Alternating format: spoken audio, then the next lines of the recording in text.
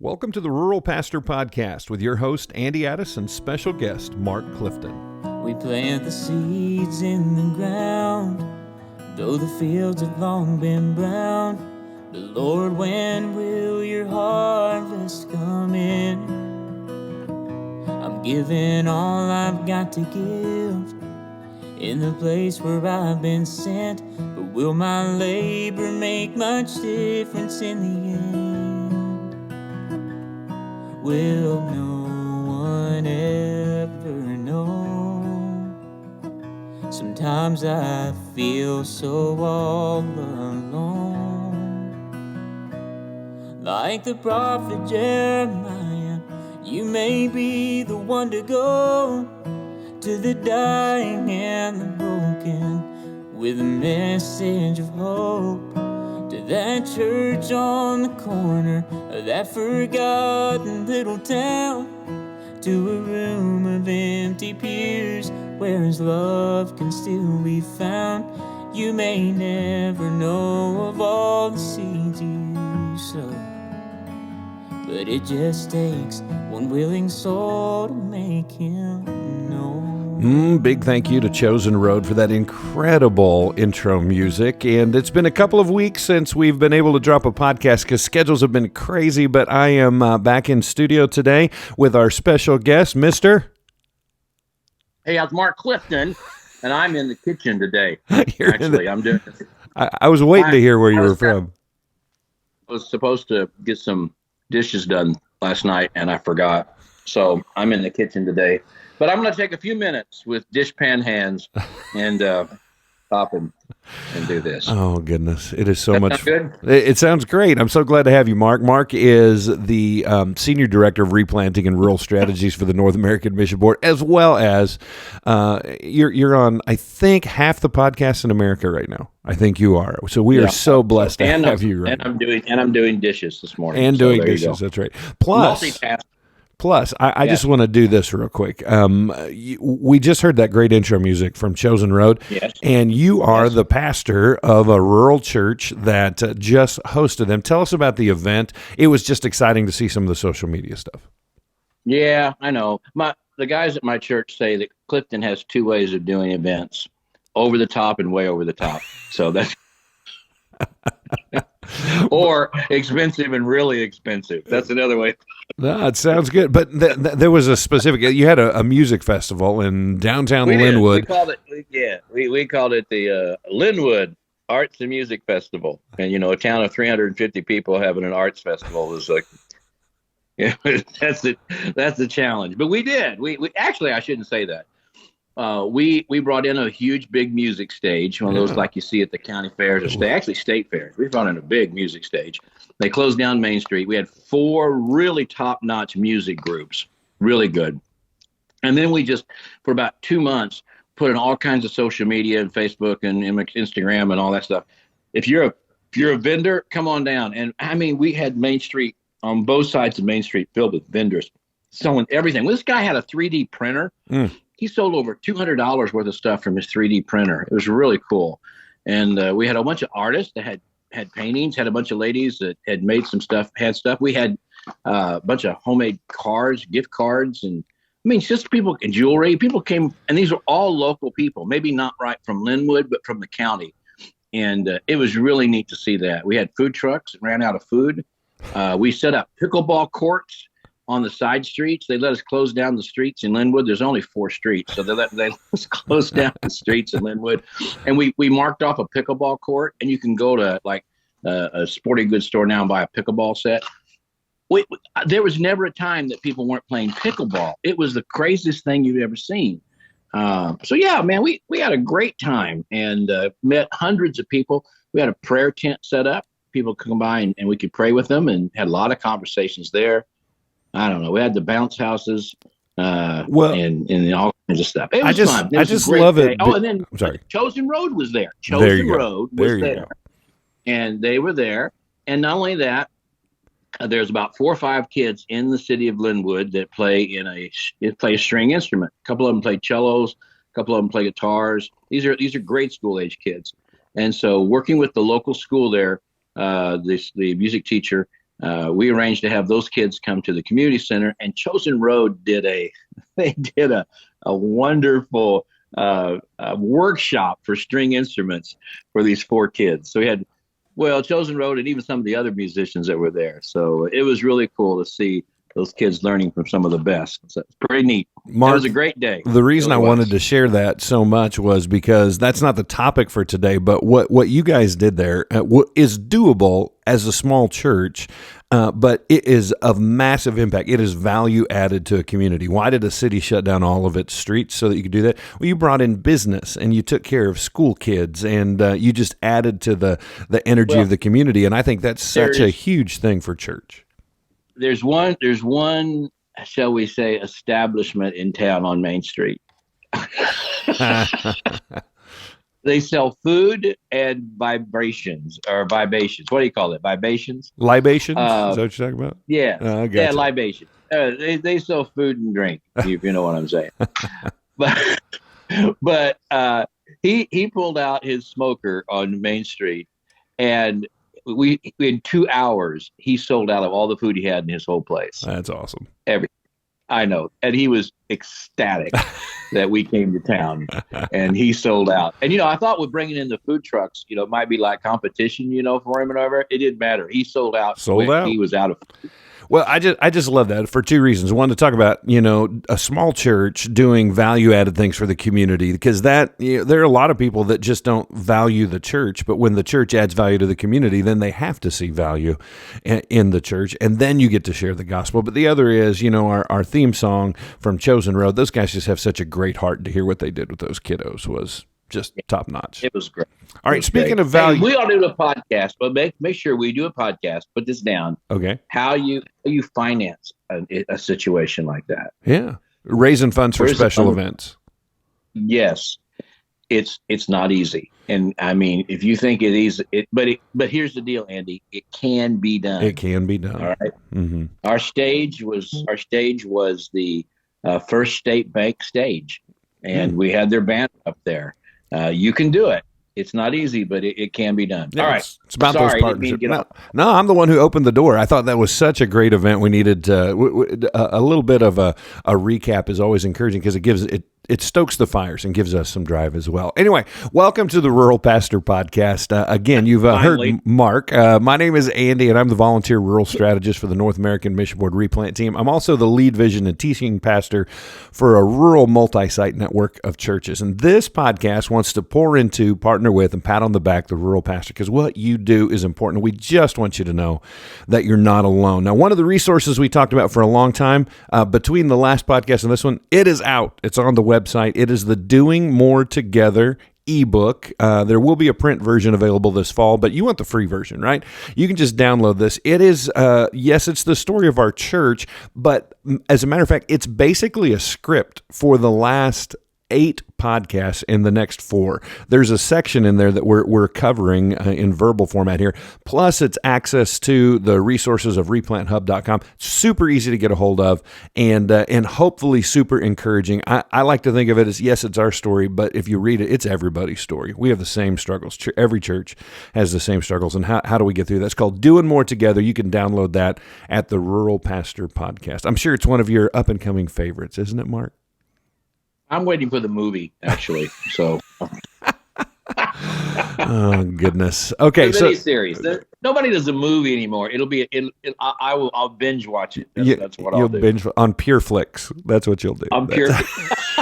There is a Pure Flix. There so you is. gotta be careful. There is. I just want to make sure that we're not promoting the wrong stuff. Anyway, today's principle that we want to talk about is very specific to, in the Doing More Together book, what we experienced as a church. So this may not be a principle that applies to everybody.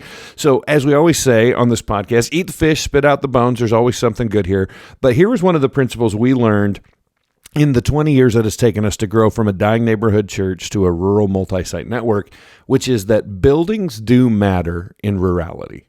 Your Yes. structures matter. Now, I know there are churches that do ministry, and you go to a conference and you hear you just need to be completely portable, and there are places where that is appropriate and needed, and that's the only way to do it because of cost. But what we're getting at here is that there is a segment in the rural community. There is a segment of rural work where buildings are so important. First of all, having one, and then second of all, how you take care of that building. So let me just ask you just an intro question here. Have you ever had one of those work days at a church facility that just caused you to stand around and scratch your head? You know what I'm talking about? Every work day causes you to stand around because it's like something happens in a church building. You can clean the whole thing out and you think, wow, now we've got space. And then you have another work day in about 6 months and you got more stuff in there than you had before. You got, where does all this stuff come from? The best way to clean out a church, Andy, is with a pickup by yourself at 1 a.m. And when nobody's watching. Nobody's watching. Well, if you did some hallway scrubbing and some closet digging around any of our campuses, here's some things you'd find. You'd find a jacuzzi that was our First Baptistry that we still keep around in case small locations need that on the down low. You'd find old VBS materials in boxes that we keep saying, don't you love this? You keep thinking somebody's going to use this, or maybe that'll come back around. We'll do it again. That's right. That's right. And my favorite is when I was living in a parsonage when I was a seminary student and pastoring in Fort Worth. I remember the day we were actually on a work day, and they decided that the playground equipment was so bad it had to be torn down and just gotten rid of. And so, you know what their solution was? Let's move it to the parsonage for the pastor's kids. It's so bad. It's so bad we can't have it here, but let's just move it over there. It'll be really good in the backyard of the pastor's house. That's great. Yes. How about you? Any building or facilities nightmares or fun stories? It's a podcast, so I got to be careful. Yeah, I can't say it publicly. So anyway, no. Okay. No, yeah, we had. When I first went to a church, there was a statue that someone had purchased that was, it would be more appropriate. It would have been appropriate at Christ the King Catholic Church down the street from us, if you know what I'm saying. Right. But it was at our door as you walked in. And I questioned it, and they said, well, the person who gave that some time ago has passed away, but we like it because it reminds us of them. And then, one Sunday we got it up there, and it was gone, Andy. It had just disappeared. Miraculous. And so when they asked what happened, I said, I bet you somebody came up some night, and probably just put that thing in their truck and drove off. That's what I'm thinking happened. And they said, well, that's awful. And I said, well, that's probably what happened. So that's what I said. And you were driving a truck those days, weren't you? It was. It looked real nice down there. Christ the King. It fit in a lot better down the street. My goodness. Yeah. I'm sorry. This is public confession.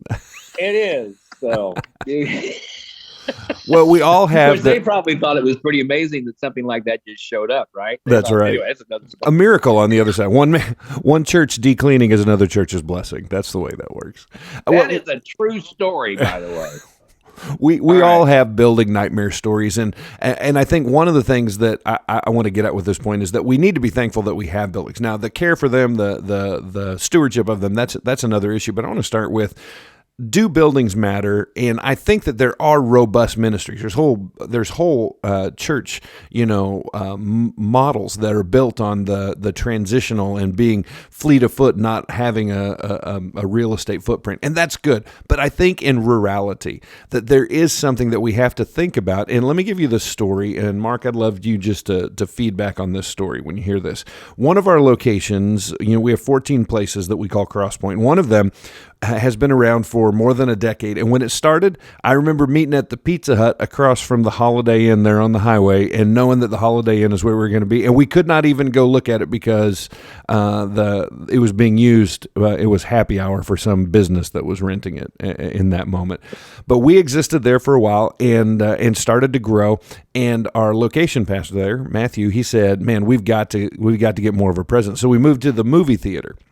Now, the movie theater was great because they had the best screen in our entire network, and the owner of the theater let us use the popcorn machine on Sundays. That was fantastic. But there was no children's facilities, and so we still needed to keep moving. And then we found a storefront, and we were thankful to rent it from another church that wasn't using it, and it helped us. And most recently, in the last year or two, we have finally bought an old school and have renovated it and are in the school. And the driving force behind all this, and here's the statement, was that our pastor there on the ground kept hearing, "Yeah, we hear good things about you guys, but we're going to check you out once you have a building." For years he heard, "We're going to check you out once you have a building." And if I could distill it down, he got a variety of answers, but if I could just put it in one capsule, here's what we heard. "Well, until you have a building, you might be a cult." And that was really the mindset of the community. And right or wrong, indifferent, that was what we were dealing with in the culture. So have you ever run into anything like that, or can you see that being a reality? It is a huge reality. And first of all, let's say absolutely, it is an absolute reality in rural America. No two ways about it. I mean, it just is. It's a reality across most of America, Andy. I've pastored in urban settings and all kinds of metro settings. People say, well, the church isn't a building. I know the church isn't a building, but culturally, you have to be aware of your culture. If you and I were to drop down into Madagascar tomorrow and say plant a church, we'd have to figure out what the culture was like. That's right. The culture in North America, it connects a church with a building. Now, it doesn't mean the church is a building. It doesn't mean you can't have church without a building. But there is an assumption that if you have a building, you have social validation. If you don't have a building, you've got to work really hard to have social validation. And so the building sort of gives you an immediate footprint in the community, an immediate social validation, and all of that. That's why in replanting, it's so great for church plants to adopt and take an older church building, because it gives them a presence in the community that building may predate. At Linwood, the building was on that corner in 1911. Now, it's burned down a half dozen times, but they keep rebuilding it. But nonetheless, that building, church has been there since 1911. All right. So when we say we're going to have an event in downtown Linwood, man, we've been there 110 years. We have some social validation to do something like that. If I just showed up in Linwood and was meeting with a group of people in my home and I'd only been there a few weeks, I'm not saying it couldn't happen, but there would be a lot more resistance to something like that. So I think, yes, in our North American culture, and I'll give you a really good example. When I went to, and I mean North America, I mean Canada too. I planted churches in Canada. So I'm in Montreal and we're planting a church, and we started in our home. Okay. And so it grows pretty well. God really blessed us. And so it filled up our home. And so we were looking for a place to meet. So what do? Well, you go to the schools, right? So I went to the school in Montreal and I talked to the principal. And I will never forget this. It was French, right? But he spoke English. But I went in there and I explained to him that we had a church and we needed to rent the part of the school for our church. And it was this, I had a young man with me and he still talks about this. It was this, the principal said, yes, we would rent to your church. Where is your church? And I said, well, in my home. He said, no, where's your building? I said, we don't have a building. He said, well, then you're not a church. That's it. I said, no, we are a church. We need a building. Yes, we'll rent you. What do you need our building for? I said, to meet. He said, all right, so where's your church? In other words, who's on first? His mind. Yes, who's on first? We could rent his school if we had a building, because that meant we were a church. Yeah. We could not rent his school if we didn't have a building, because we were a cult and not a church. That's an exact communication I had with the principal in Montreal. So let's draw a theological line, because what you said before is true and what you're saying there is true. The church is not a building. The church is the people. The gathering of the saints is the church. Yeah. But culturally, We are not Yes. understood. We're not here to reach the saved. We're here to go Right. after the lost. And because Right. the lost, there is credibility. When we talked about value added earlier, there is credibility in having a sign that is attached to a building 24/7, 365 Yes. in rurality. Now, because of that, the reason that we even bring this up as an issue is I want to untie the hands of some rural pastor leaders. Because you've gone to a conference, again, eat the fish, spit out the bones, and you heard about this church in the middle of downtown New York that's killing it, and they've been mobile and coming out of a trailer for the last 27 years, and they're running 3 million people, and the guy that pulls the stuff off the trailer, found Jesus after, one of the children's department buggies ran over his foot, and it's all about the mobile ministry. That's really good, and that's it. We're not negating that.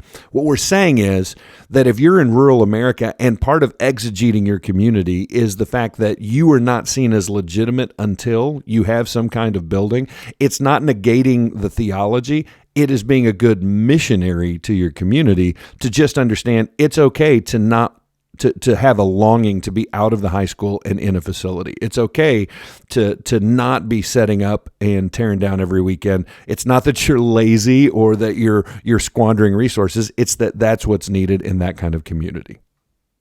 And in most rural communities, especially the ones like I'm in Linwood that are really just struggling, sometimes you're in a Walmart community and, there are some businesses, there's some restaurants and things like that. But a lot of our communities, Andy, are really struggling. They've lost all the mom and pop businesses. There's really maybe nothing much downtown at all.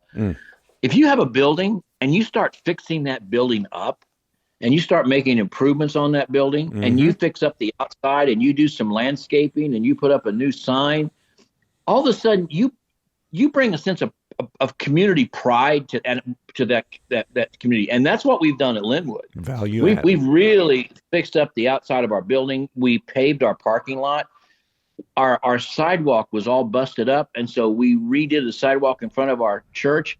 But our men were so gracious; they went ahead and took it on down the street past some other people's houses. So we repaired the side, and so immediately people in town they go, "Oh, maybe this town isn't dead." Look, this thing's coming back, and this building looks really nice. Here's a building in town that looks really nice, and we had a appreciation dinner for all the volunteer firemen and their wives, and all the city workers, all 4 of them, and their spouses, and for the city council and their spouses. All right, and so we had it in our building, and they were just amazed at this building. Look, and we all know that, as you've said so many times. Excellence is relative, right? That's right.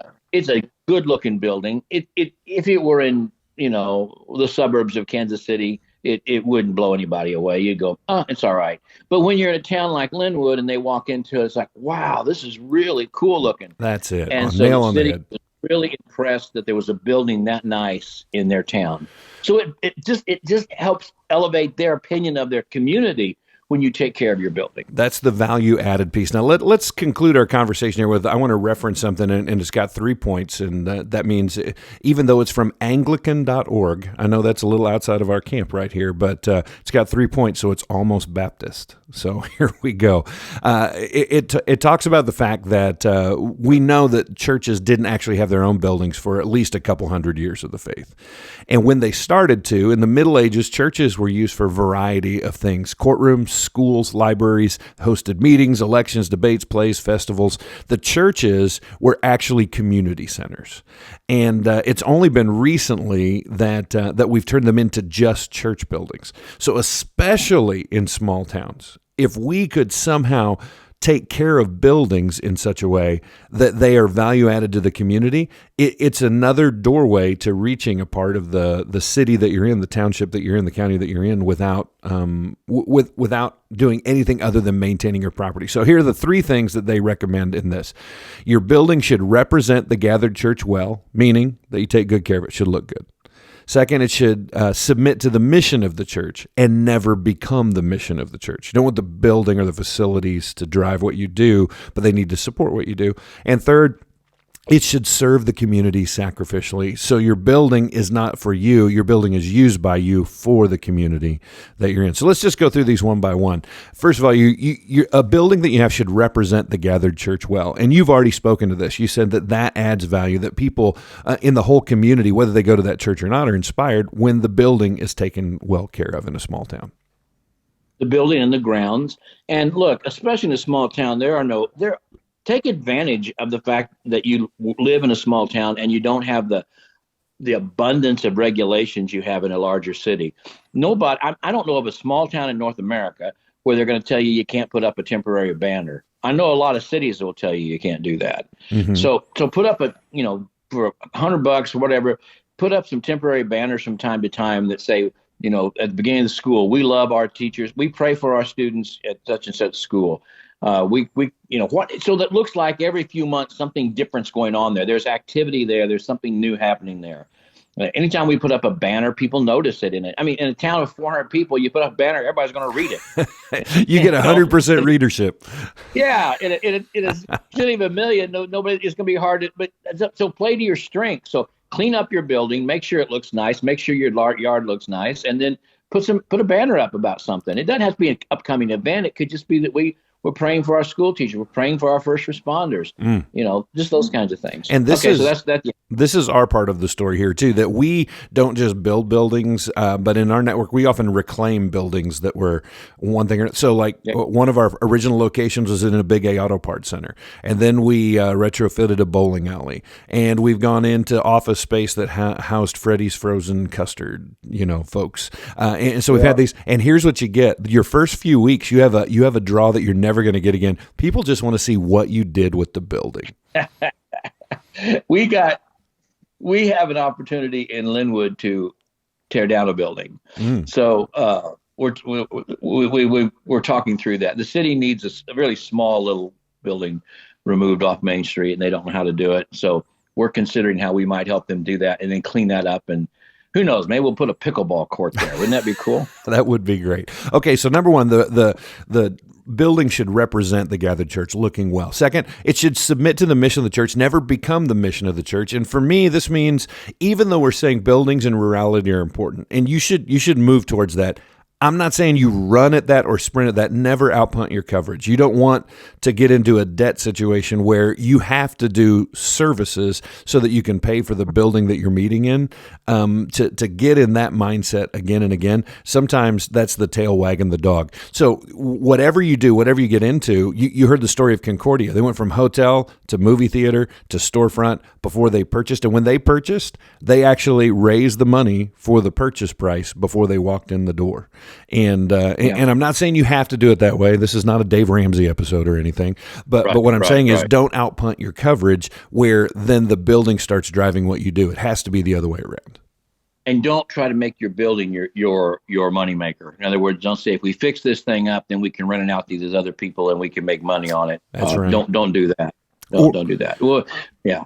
Or create an idol out of it. I don't know if I've shared this story here before, but the only other church I pastored in Texas, one time we changed the lights in the foyer, and it's because it wasn't that the lights were out, the wiring was out. There were these old chandeliers, and we did not have enough money to put chandeliers in, so we just put up nice fluorescent lighting. We painted it look super sharp, and that next Sunday I got hit in the chest with a Scofield Bible by a little old woman who called me the abomination of the desolation for taking down those chandeliers.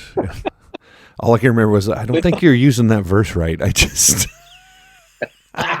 But that's when but it's a pretty powerful phrase. I like that. That's pretty... But that's when the building's in the wrong spot.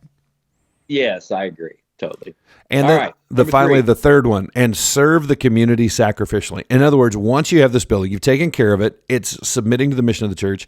Now use that building and open the doors to schools, to community events, what if this group or that group comes in and we don't agree 100% with them? Man, you just threw an event and helped a bar get its profit-loss ratio above that. Let's be careful how we said that. I want to be real cautious about that. Yeah, I know that was serendipitous.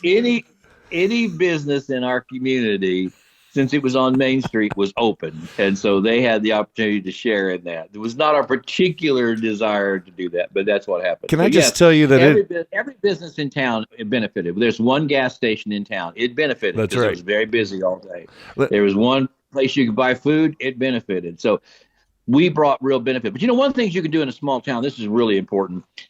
Go door to door, hang things on the door. Whenever you hang something on the door, go to Costco, buy a package. They'll buy those prepackaged cookies, so there's something hanging in there. They'll, you give them some food, but get some prepackaged cookies. Put a little note in the door and say, hey, we have our church has a kitchen and a fellowship hall that can seat 30, 40, 50 people. If you need a place to have a birthday party, a family reunion, if you've got some people coming out of town, you want to have a dinner. Hey, if our church is available, you can use it for free. Now, as soon as I say that, some people's heads explode, especially kitchen committee people. But I found that to be really helpful. Now, obviously, you don't drink and you don't smoke in there, and maybe you don't even dance in there. But you have some rules, obviously. Sure. And obviously, somebody from your church has to be there the whole time. But what's wrong with that? Having one of your church members hang out there while somebody has a family gathering? Say, well, what if they members of another church? That's okay. Again, you're doing what Christians should do, is being generous with what God's given you. And there's a lot of times in a small town, there's no place to have a meal for 30 people. You got to go to the next town over if you're going to do that. And certainly funeral meals, but that often does happen. But just all kinds of celebration and meals and birthday parties and grandma and grandpa's 60th anniversary. Man, you can use our church building. We'd love to have you do it. Man, graduation events for single parent and baby showers for unwed moms. Yes. What great ways to minister. Yeah. Yes. And even if they don't use your building, if you do that, if you go door to door a couple times a year and let people know that, they know they could use your building. That's right. And that changes their opinion of your church. All right. Well, it's a different discussion, and again, collectively and culturally, wherever you are, you need to decide what applies to you. But in Rurality, the argument is that there are very often times that your building does matter. Having a building matters for you to do effective missions. But once you have it, again, thanks to Anglican.org for these 3 points. That building should represent the gathered church well, should submit to the mission of the church, not become the mission, and should serve the community sacrificially. I hope this has been encouraging to you all. And if you're currently carting stuff in and out of a high school, God bless you. We've all been there before as you're using that mobile ministry. And if you're in a storefront, you think that those are humble beginnings. Well, they are, but that's exactly where God is using you to impact that community. Just know this: keep moving forward, keep doing everything that the Lord has for you. And remember 1 Peter chapter 2, verse 5, you yourselves, like living stones, are being built up as a spiritual house to be a holy priesthood, to offer spiritual sacrifices acceptable to God through Jesus Christ. You are the building. The building that you use is just what you're using to represent the work God's called you to. Many blessings to you. I want to say thank you so much for joining us. We are ecstatic that you're a part of this. Please share this, comment on this, and become a part of the community. We'd love to grow at the ruralpastorpodcast.com. Like the prophet Jeremiah, you may be the one to go to the dying and the broken with a message of hope. To that church on the corner, that forgotten little town, to a room of empty pews where his love can still be found. You may never know of all the seeds you've sown, but it just takes one willing soul to make him known. Thank you so much for joining us at the ruralpastorpodcast.com. A special thanks to Chosen Road for this incredible theme music, to 180 Digital, our corporate sponsor, and you can check out both of them at our website as well as other resources, because you're not alone. And Rural Pastor, we believe in you at the ruralpastorpodcast.com.